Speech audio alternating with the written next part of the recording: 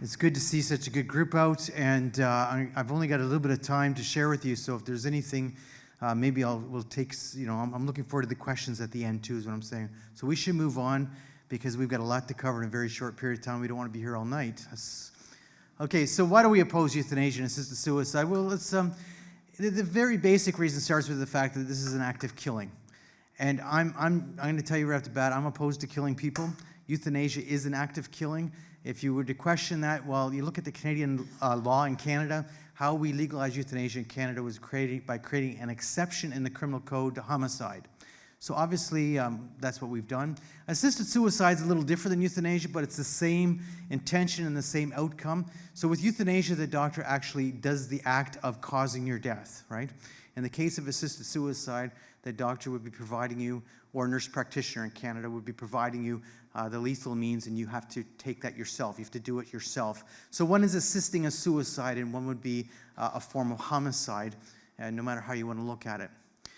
The law in Canada, for instance, gives physicians and nurses, literally it gives them the right in law to cause your death. That's how it worked. What I'm going to tell you with all these stories in a few minutes, I would not have imagined would be the case in 2016 when we legalized euthanasia. But we very quickly expanded the law, and we got rid of that terminal illness requirement. We created what you call a two-track law. The law allows you, if you are considered to be terminally ill, you can have a same-day death. I'm not saying everyone's having a same-day death. I'm saying it's certainly possible by the law. There's no waiting period at all. And if you're not considered terminally ill, you have a 90-day waiting period. And we also expanded euthanasia to people who had been approved before but had become incompetent. So that was also in Bill C-7. So what that meant is if you had been approved for death and then let's say you had a stroke before they actually had done the act, therefore, in the original law, you had to be competent at the time of death, so they took that out, that they could still cause your death even though you have become incompetent. And they also added euthanasia for mental illness alone.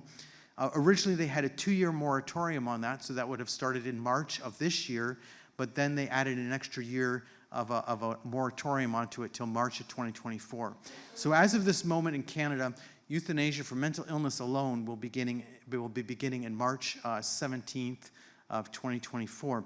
It's very important because I'm talking about mental illness alone. I'm Rachel Ruddy. I'm a consultant psychiatrist and I'm the clinical lead for mental health care here in Jersey. And I work with our Duty of Care Jersey and the Jersey Dying Well group. And as such, I don't really just stand here for myself. I stand here to represent the 160 plus healthcare practitioners in Jersey who've said in writing to the health minister that they do not want to work in a system where assisted dying is part of healthcare. Now, my topic tonight is assisted dying for mental illness. And you may wonder why I'm talking about this when the Jersey law is not proposing assisted dying for mental illness. Well, I think you've heard a number of things tonight which will make you realise why I'm so concerned about it. Alex has really nicely talked about how the medical principle of justice, that if you're doing one thing to one person, it's not fair to not do it to another person, allows whatever law comes in to extend. So if for terminally ill, why not for chronically ill? If for physically ill, why not for mentally ill? And further, if for people who can consent, why for people who can't consent? And for advanced directives. And why just for patients? Why not just for anybody who suffers, as we've heard in Canada, for people who suffer in poverty or suffer from lacking home care support? And then really, as Kevin's talked about, actually, if you're going to let people commit suicide, why for suffering anyway? Why not just let anyone who wants to commit suicide by this method? Once we say it's okay for a doctor to kill a patient, the door is open. And it gradually gets pushed wider and wider. I have used this slide before. But as a psychiatrist, this is one of my primary concerns. Where does the line fall between suicide prevention and suicide promotion? In Canada, there's a national suicide prevention hotline you can call 24/7, where sympathetic operators will try and talk you out of killing yourself. But today there are also euthanasia hotlines, where operators will give you the resources you need to carry out your wish. Now in Jersey, we haven't even got a suicide prevention strategy yet, and yet we're considering offering healthcare assistance for suicide. There are real problems with the terminology in this debate. The Jersey law tries to say that assisted dying is not suicide, but this is just wrong. In a situation where somebody wants to die and they're being helped to die and is suicidal, what else do you call it? Because actually, for my patients who have tried to kill themselves, are we then saying there are tiers of acceptability in suicide? It's also really concerning that countries where assisted dying is happening, there's a push to create new diagnoses to make people eligible. For example, terminal anorexia. The criteria of this are unsound. And it does feel as though there are ulterior motives in that diagnosis around saving money on costly mental health care. And not to mention the hopelessness that terms like that build for the sufferer of the condition. So in conclusion, I hope you can see my concern that any assisted dying law is a threat to the care and treatment of people with mental illness.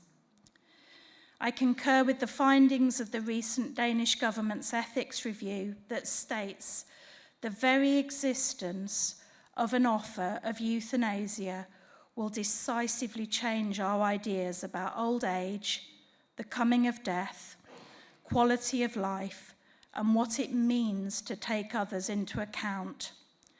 And the only way to protect the lives and respect of those who are the most vulnerable in society will be an unexceptional ban.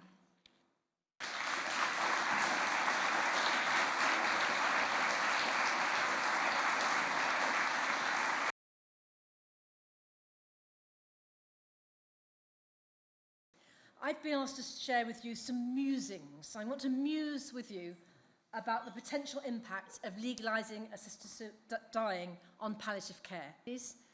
Sorry about all the words on this slide, it's just to remind me what I do every day. Anyway, you can read it more quickly than I can say it. I just want to pull out a few key words about modern palliative care. It's proactive, it's flexible. You can dip in and out of palliative care. When I first qualified as a doctor, in the East End of London, at a London hospital. If I referred somebody to the hospice, and there was one of the earlier hospices there, St. Joseph's Hospice, I filled in a form, and they were only accepted if the box was ticked that said I thought they'd got less than 6 weeks to live. Now hospices have gyms and cafeterias, not for the staff, but for the ill people. Okay? So key things on here are any serious disease or frailty and their families, highly individualized, carefully tailored, and then the last 3 points, the last 3 points, restoring hope now and for tomorrow, and facilitating a peaceful, dignified death when that time comes. And it extends into bereavement. Next slide, please. So here we have a slide, and I hope nobody in this room is touched by motor neuron disease. I don't know that. So if you are in any way, I apologize for taking this as an example. But people with motor neuron disease is a group of people who are often cited as people who would want a medically assisted death. So say somebody's got motor neuron disease and their respiratory muscles are weakening. They will die of that. But they have choices, big choices.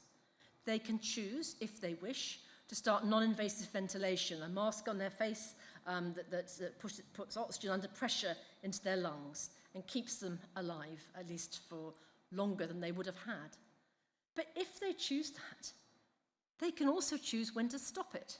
So there's lots of choices here. And one of the things that gets my goat, or my bee in my bonnet, is the fact that dignity and choice are words that have been sort of stolen away from palliative care, I feel, by the pro-euthanasia and physician-assisted suicide lobbies. And actually, This is absolutely full of choice, so they can choose to stop when they want to. And they can then rest assured that they will be cared for with meticulous attention to symptom control and in a highly individualized way. And any drugs they need will be tailored to them. This is taken from the Jersey Hospice Care website. It's on there now. The European Association of Palliative Care has declared that the provision of euthanasia and assisted dying shall not be included in the practice of palliative care, a position that has remained unchanged for 50 years. This is a position that we support, and we believe that there is a very clear boundary between palliative and end-of-life care and assisted dying. Again, a quote from Canada. Leonie Herx was over on the island earlier in the year, and she's recently written a paper with some colleagues called Palliative Care was supposed to be a safeguard for MAID. Instead, it's becoming a casualty. So I think what this island is being asked to look at is a really profound change with a really profound impact, mainly for ill people and their families. It means that everyone living with a potentially life-shortening illness or disability will be faced with a new question, as will anyone caring for them. Should I artificially shorten my life by taking lethal drugs? As well as all of that, there's a likely profound negative effect on palliative care. And these are some of the reasons, and I've stuck to what I was asked to talk about mainly, but these are some of the reasons why I believe you shouldn't be looking at changing the law. You should be looking at improving the care. Thank you. So I'm against the institutionalization of killing. I do, even for the very best possible reasons, I think killing is wrong, and I think we should continue to think that. So my case, it should not be medical treatment for anyone. It's not necessary, it's harmful, and it's wrong, morally wrong. The other thing we should say, what is the evidence that comes out from places where it is legal? Physical pain is not the main reason for doing it. It's not much of an issue as much as is existential pain. So in Oregon reports, which have been conducted since 1998, pain has never entered the top 5 reasons why people opt for an assisted suicide.